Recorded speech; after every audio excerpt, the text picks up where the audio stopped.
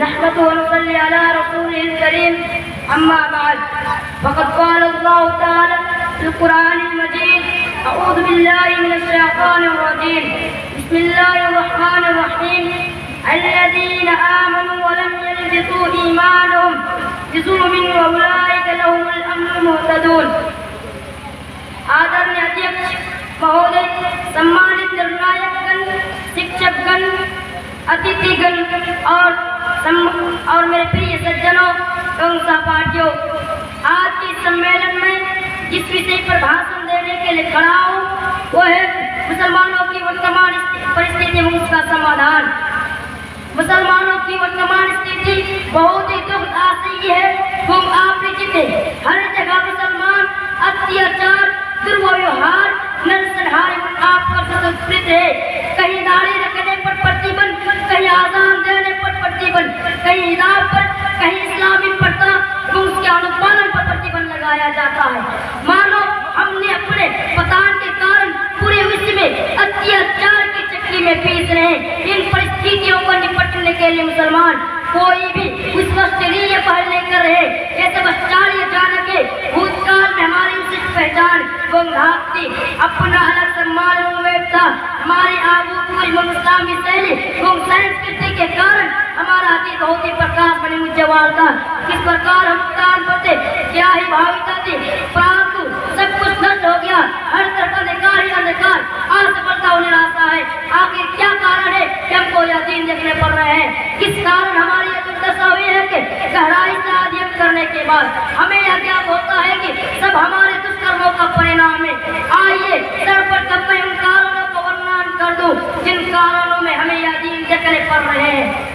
एक शुरुआत तौहीद से दूरी, तौहीद अल्लाह ताला की ओर से दिया गया बहुमूल्य उपहार है जिसे उसने अपने संदेशाओं के माध्यम से लोगों तक पहुंचाया है।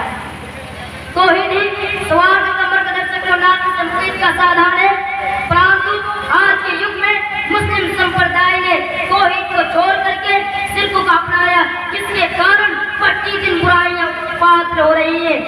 अत्याचार बढ़ते जा रहे हैं। अल्लाह ताला का कथन है अल्लज़ीना आमनू व लम यल्बिसू ईमानहुम बिज़ुल्मिन व उलाइका लहुमुल अम्नु मुहतदून। अर्थात जो लोग ईमान लाए हैं और अपने ईमान को सिर्फ और शुरुआत से साझा नहीं किया, ऐसे लोगों के लिए अमन और शांति है। इस आयत में अल्लाह ताला ने अमन और शांति को उन लोगों के लिए बताया जो अपने ईमान को शिर्क से बचाते हैं। परंतु आज भी अपनाया है कि हमने तौहीद को छोड़ करके शिर्क को अपनाया, जिसके कारण मुस्लिम संप्रदाय के मुख्य शांति नष्ट हो गया।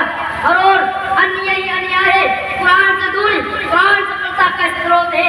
पुरानी प्रेरणा की जो यति है इसका छोड़ना हर प्रकार का सफलता का द्योतक है।